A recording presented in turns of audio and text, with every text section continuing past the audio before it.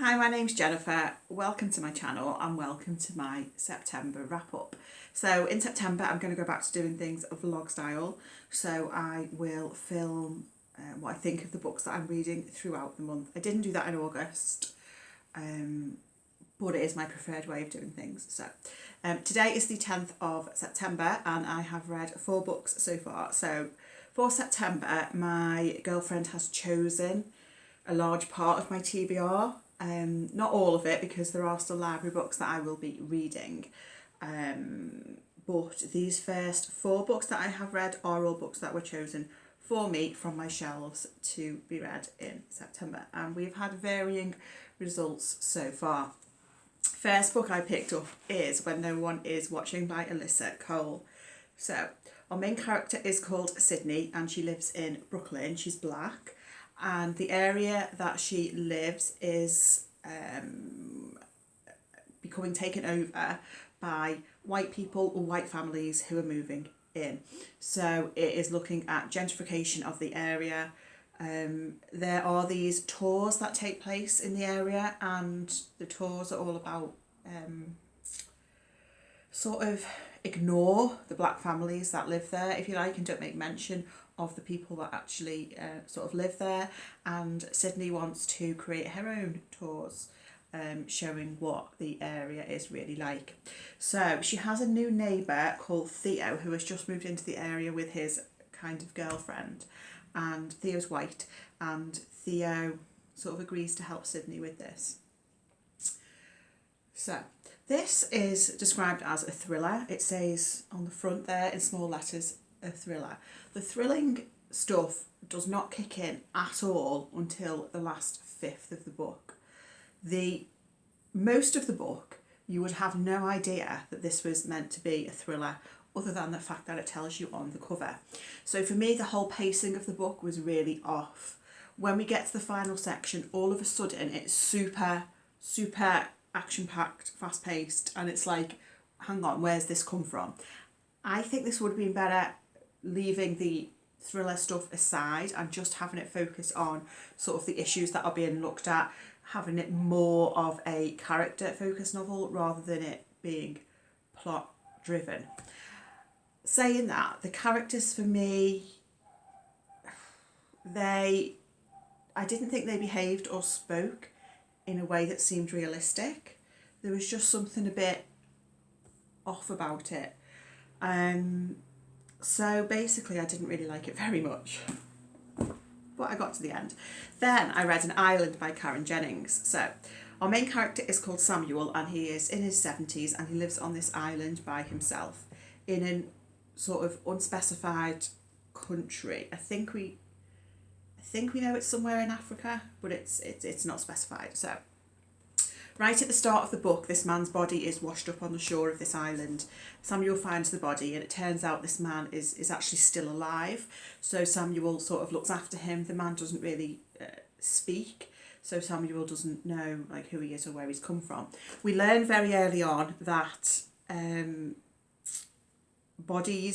dead bodies do regularly wash up on the shores of the island. And I thought I'd just read this little paragraph, which is where Samuel is talking to one of the officials who come over to the island every so often.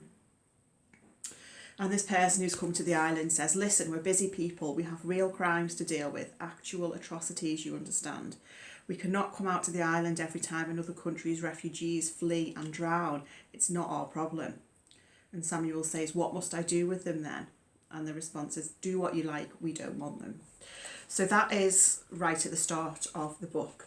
We also get flashbacks to Samuel's past. So we know that he was in prison for 20 odd years because he was part of this sort of uprising against the government.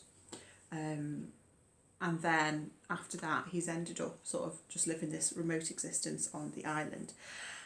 I think this is a good book, but I didn't quite get on with it. I found it a little bit confusing to know where we were in time, as in whether we were in present day or in the past. I think that's a problem with me rather than the book, because I don't think it's actually that complicated at all. And I do feel like there's probably a lot in this book that went over my head that I didn't quite get. So it wasn't quite for me, but I can sort of appreciate that I do think it is a good book. Then, in a change to the usual books I read The Cottage of New Beginnings by Suzanne Snow. This is about, what's her name? Annie. Annie returns to Thorndale, which is the village where she grew up. Her godmother still lived in Thorndale but has recently passed away, and she's left her house to Annie. So Annie moves back. Annie has recently had her heart broken. When Annie moves back to Thorndale, wouldn't you know it, she meets this man called John. It says, when she clashes with local hero John, Annie wonders if she's made a mistake returning to Thorndale. So this clash literally lasts about half a page, and then it's resolved because it's just like a misunderstanding, and then they're just like friendly with each other, it's fine. So I preferred that because I don't really like enemies to lovers as a trope. I find it quite questionable. So like it was okay. It was okay at best. It wasn't any better than that. I found it kind of dull. But I was told I wasn't allowed to DNF it, because I've been told I'm not allowed to DNF any of the books that were chosen for me unless I really hate it. And I didn't hate it, like it was all right. The writing wasn't great, and there were some bits that were kind of eye-rolly. So I wanted to show you an example. Let me just find it. Here it is. Okay, I'll just read like half a sentence. So, dressing casually in yesterday's shirt over a vest and a pair of skinny jeans, which flattered the curve of her bottom and slim legs. And it's like, why are you telling me about her bottom? Why do I need to know about her bottom? How is this relevant to anything? And there were several bits that were kind of a bit like that, and it's like, why are you doing this? So anyway, it was sort of fairly forgettable. That's not necessarily a bad thing. Sometimes you just want something that's going to be predictable and just going to be an easy read. And I guess it was kind of a nice change from all the murdery books I read, but I do still prefer the murdery books. Okay, next, this is probably my biggest success of the month so far. I read The Echo Wife by Sarah Gailey, and I enjoyed this. So, main character is Evelyn, and she is a scientist, and she has separated from her husband, and her husband has now got a new partner who looks very, very similar to Evelyn, and we find out very early on, and it's pretty much massively hinted about on the blurb, so I don't think this is really a spoiler, that this new wife is a clone of Evelyn. I can't really say too much else about the plot because it's very, very fast paced, especially at the start of the book. Like, stuff is happening really, really quickly. So I can't say too much. But I enjoyed it. I was a bit worried that it was going to be kind of predictable because I have read similar sorts of books to this before, but it wasn't. The stuff that happened in terms of the plot points were not where I was expecting it to go. So I did enjoy it. I didn't like it as much as Just Like Home, which is Sarah Gailey's most recent novel, which I read in August. That's a horror book. But I still enjoyed this. But I hate this cover. I think this cover is honestly horrendous. And I just think it's really misleading. Like, this cover, to me, doesn't represent the content of this book at all. But nevertheless, I enjoyed it. So those are the 4 books I've read so far. There is a couple of short story collections that I have been reading as well, so I'll just mention them briefly. So Capital Crimes, this is a anthology of short stories edited by Martin Edwards. It's one of these British Library crime classics.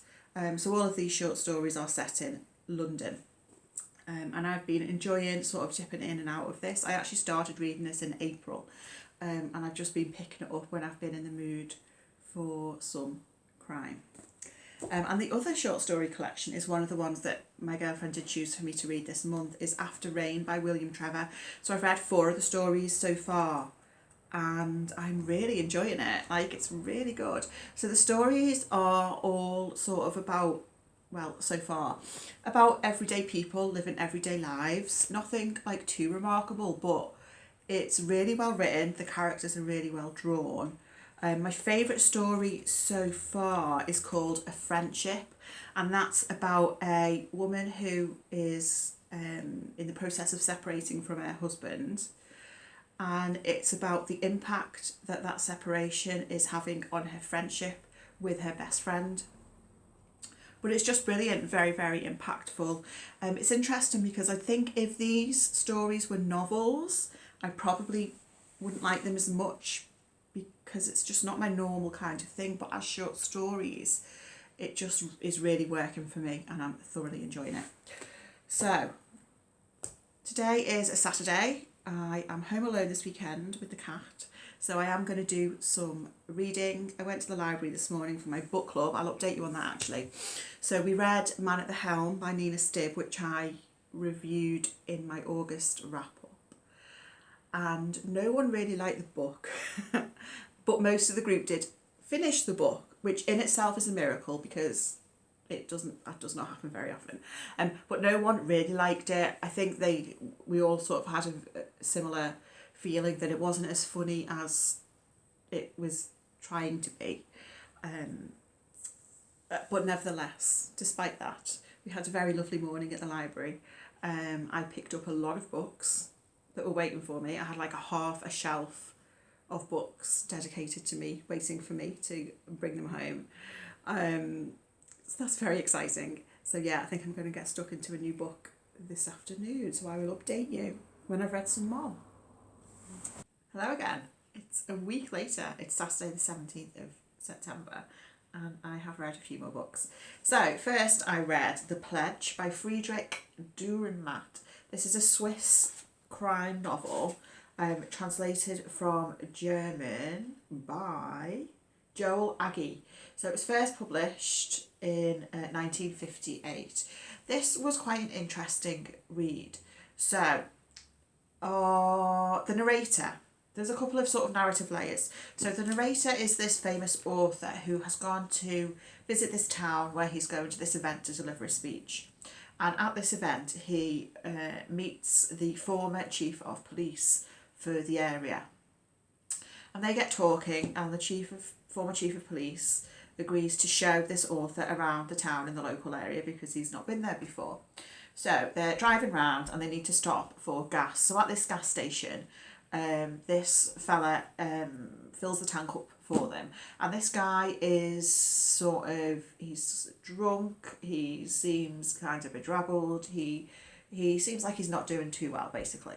And then the former chief of police tells this story to the author all about this man who's working at the gas station and how this man actually used to be an inspector in the police force. And he tells him the story of how this inspector became obsessed with this one case in particular, and it was around the murder of a young girl, and how they caught someone was found and imprisoned for the crime, but this inspector never believed that they caught the right person, and he could just never get over this case, and it took over his life and he was totally obsessed with it. And we find out sort of how he's ended up where he is now. So it's quite a different crime story, and the author of this book talks about how he doesn't really like your typical sort of crime stories. He says, you set up your stories logically like a chess game. All the detective needs to know is the rules. He replays the moves of the game and checkmate, the criminal is caught and justice has triumphed. This fantasy drives me crazy. So in this book, it's something a bit different to the usual crime story. I guess it's more of a character study of the inspector. And I would say if you are a fan of crime fiction, this is quite an interesting book to pick up. Then I read Daisy Darker by Alice Feeney. So this is Alice Feeney's latest release.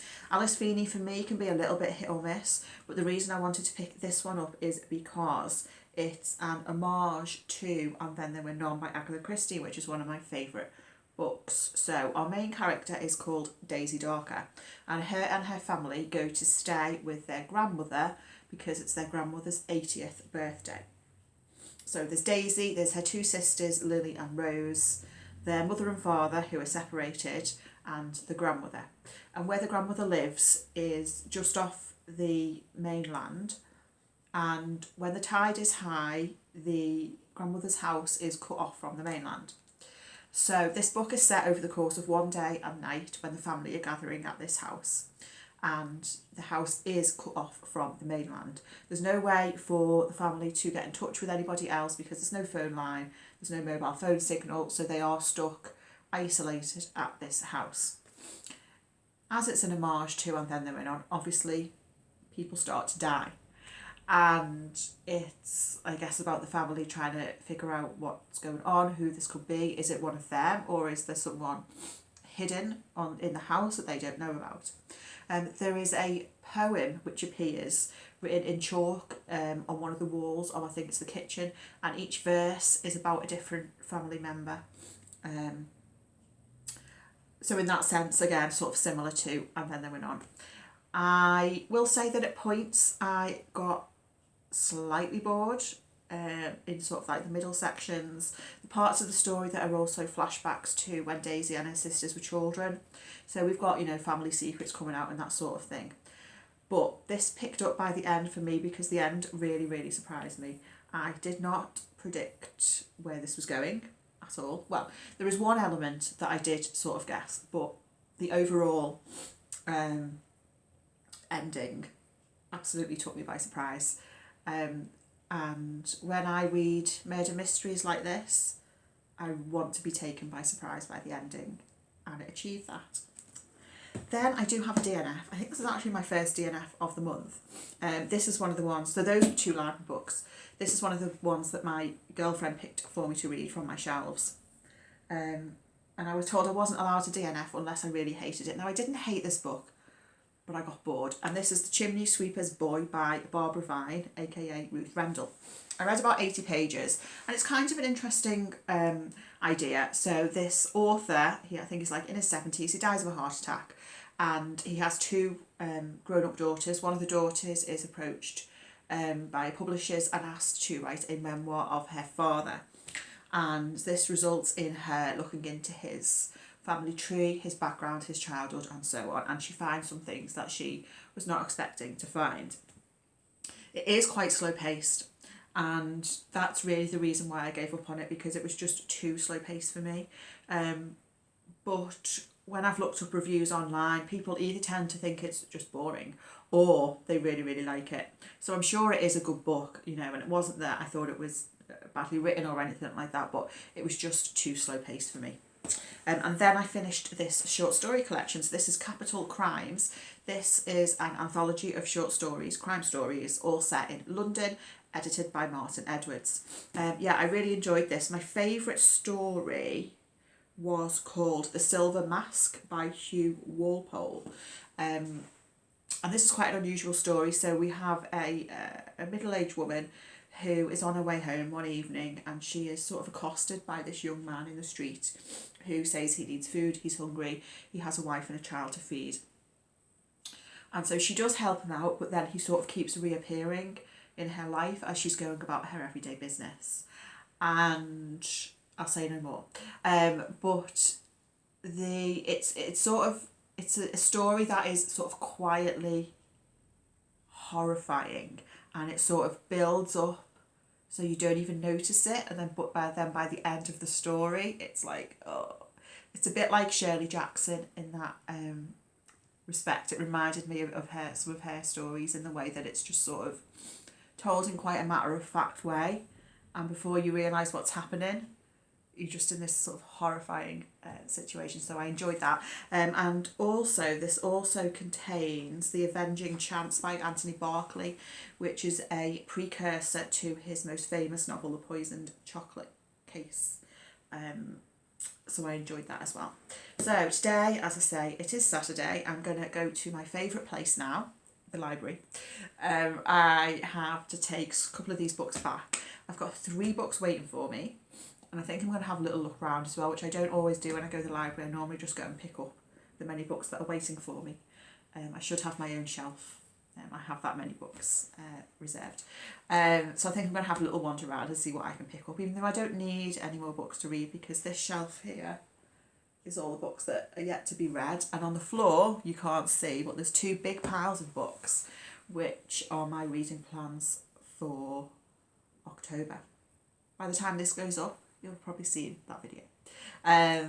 So yes, I'll catch you up when I have read some more books. Hello, it's a couple of days later and I've read 2 more books and I have got 1 more DNF. So first up, I read The Twist of a Knife by Anthony Horowitz. This is the 4th book in the Hawthorne and Horowitz series. This is a crime series and it's possibly my favourite crime series, which is currently still being written today. So the main 2 characters in this book series are Daniel Hawthorne, who is an ex-detective,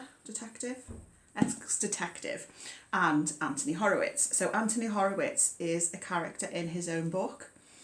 And in this one, a play has just launched in the theatre, and Anthony Horowitz is the author of the play. And on opening night, it gets a terrible review by this one critic, who then turns up dead. And Anthony Horowitz is the main suspect of the police because of the fact that this critic had bashed him in her review, and also there's some evidence that points to him being the murderer. So he enlists Hawthorne to assist him in trying to clear his name and find out the real culprit. I really like this series because there's a certain playfulness to it, there's a certain wittiness to it as well, which I find really fun. I will say this one I possibly liked slightly less than the earlier books in the series, but I still really enjoyed it. With this series, you could read them out of order because each one does have the central mystery in each one is standalone, but there is a sort of a narrative that runs through all the series, so you might want to read them in order. So then my DNF was The Psychology of Time Travel by Kate Mascarenhas.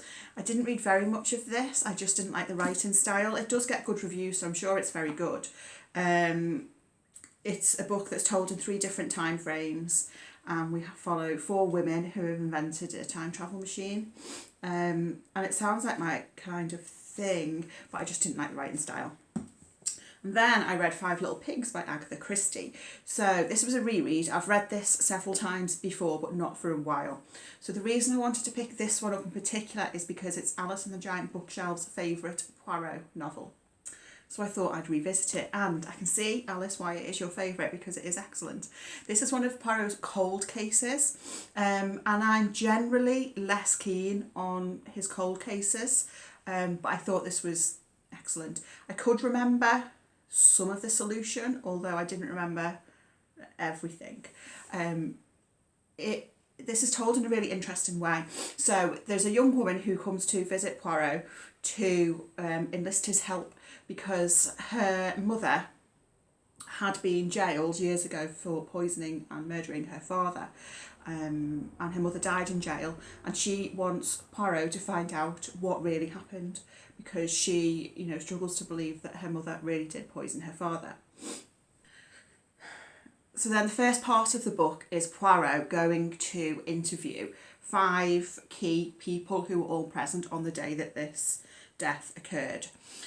The 5 Little Pigs in the title. He asks all of them to write a statement summarising what they recall from this event that happened many, many years ago. So the second part of the book is actually these 5 characters' statements of what happened, which is really interesting because presumably that one of them is going to be lying because one of them's probably the murderer. And then the final part is Poirot bringing everyone together for the big reveal.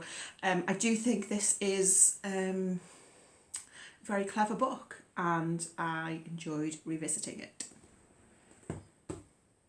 Hello, it's now the end of September and I've got several more books to talk about.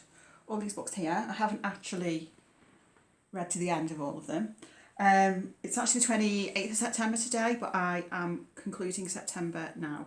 And I've already started on my October reading because I have a lot of reading plans for October. All these books here on the top shelf, and I am still ordering more and more library books every day because I'm out of control.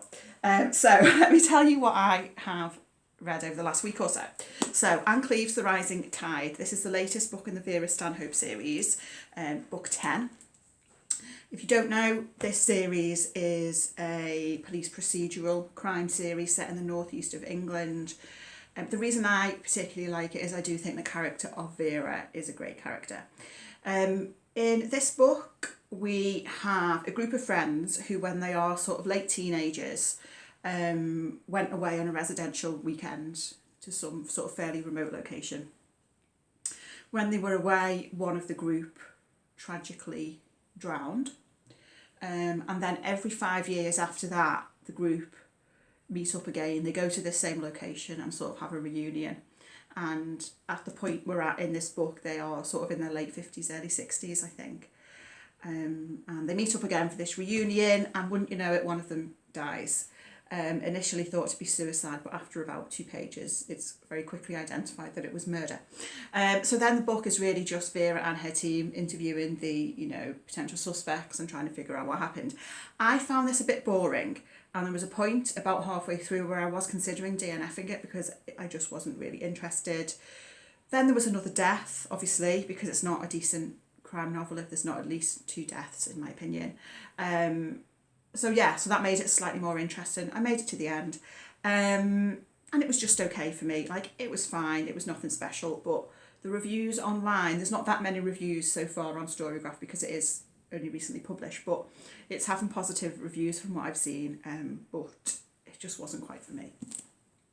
Then we have some translated crime fiction. So this is Crush by Frederic Dard. So this is translated from the French by Daniel Seaton. So it was first published in 1959. So this is sort of a crime noir novel. It's described on the front as a sultry tale of suspense and murder. So our main character is Louise, who is 17 years old. She lives at home with her mother and I think stepfather, and she has sort of a mundane job. And then in the local area, there is this American couple living there, and they are very well off. They have a lovely big house and a fancy car, and Louise sort of observes them from afar and admires them in their lives. And one day she knocks on their door and asks if they want to employ her as a maid, and they say yes, thank you very much, and they do employ her as a maid, and she goes and lives with them, with this American couple. And we go on from there. I won't say too much because it is very short. It's only like 150 pages. It is a little bit sensationalist. It's very noir, but it's kind of quite fun in a dark way. I thought it was very good. I would very much like to read more by this author. Apparently he's like one of the best known and loved French crime writers of the 20th century. I hadn't heard of him before. And I will say that the final sentence of the book, which I'm not going to read out obviously, but the final sentence of the book bumped my rating up by an extra half a star, just that sentence in itself, because it was very good. So I did give it 4 stars, which means I really loved it and I thought it was great. Then let's just mention briefly Invisible Murder. This is by Lene, Kaaberbol and Agnete Friis. This is a Danish crime novel. This is the final one of the books that my girlfriend chose for me to read in September. So a number of these are library books, but the ones that are books that I own are books that she chose for me to read. I read about sort of 30 pages or so, but I've put it to one side because I don't think I'm in the right mood for this at the moment. So I'm not classing it as a DNF, but I will come back to it at some point in future. It does seem quite good, but it's quite gritty. We start off, we've got like a woman who is about to be in prison because she murdered her abusive husband. We've got sort of fascist protests going on. So there's quite a lot going on. and I'm just not in the right mood for it right now. I finished reading this short story collection by William Trevor called After Rain, and I absolutely love this. This was brilliant. William Trevor wrote quite a lot of short stories, I think, and my library does have a couple more collections which I'm going to read, and he's written a lot of novels as well, one of which I've read. I've read The Children of Durrenmatt, which I enjoyed. There's just something about William Trevor's writing which, it's just spot on, and he sort of, it's just never too much, it's just right, and I just absolutely loved it. One of my favourite ones that I read was called Gilbert's Mother, which is probably the darkest story in this collection, and it starts off, the first page we find out that a girl or a young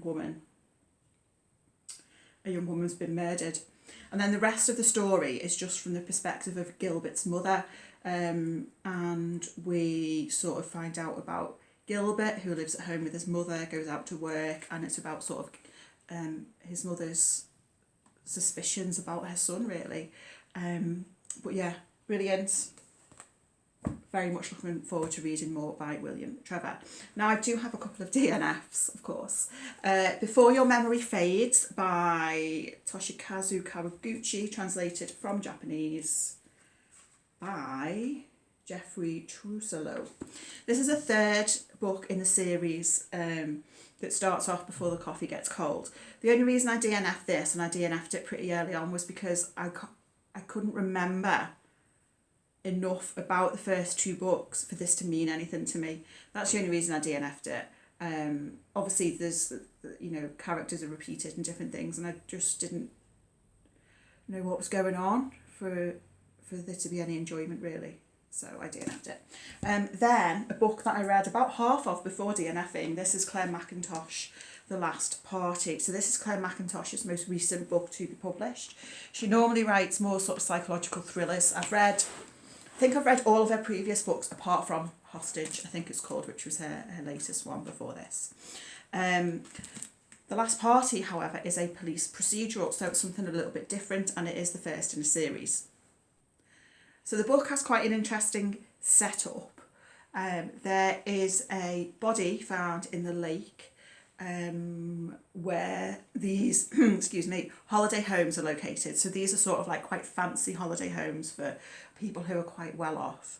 And it's located on the border between England and Wales. And so when this body is found in the lake, and I think it's one of the owners of this sort of complex, because it's on the border of the two countries, we have the Welsh police involved and the English police involved. The chapters are told from alternating perspectives from both of the police officers involved, and also from various witnesses and or suspects. I read about half and I just got bored. There was sort of a bit of an interesting hook that this had, which made it slightly different to a usual police procedural, but it wasn't enough to keep me reading. I did flick to the end to see the solution because I was interested enough to know, how it panned out. But yeah, I just got bored, so I won't be continuing with the series. But again, I think this has got pretty good reviews so far, but it just wasn't for me. And then the final book that I am reading, because I haven't finished it yet, but I'm wrapping it up now because I don't have much to say. This is She's Leaving Home by Joan Bakewell. I'm reading this for my library book club. I've read just over half. And it's all right, but it's not great. So we've got a young woman called Martha, and it's set in the 60s. And at the start of the book, I think she's about 16 years old. And then she's living with her family, and then within a couple of years she decides she wants to move to Liverpool. I don't actually know where she's from, but she moves to Liverpool, and I mean, so far it's just really about her, meeting new friends and finding her way in life. Because it's set in the 60s, we have got the campaign for nuclear disarmament is going on in the background, which she's keen to get involved in. The author, because I had to Google it, the author apparently is from Stockport, which is in the northwest of England. But I feel like a lot of this is just like a list of like Liverpool landmarks, so the author can prove that she knows locations in Liverpool. And there's also like some very cliched phrases that the Liverpudlian people are saying, which I've literally never heard anyone say. So yeah, I'm finding it a bit cliched, but it's okay. I'm going to try and press on to the end, because I very rarely actually read the book club book to the end. But yeah, so that's that. So that's my reading for September. Let me know if you've got any thoughts on any of these books, and let me know what you've been reading as well. Thank you for watching, and I'll speak to you again very soon. Bye.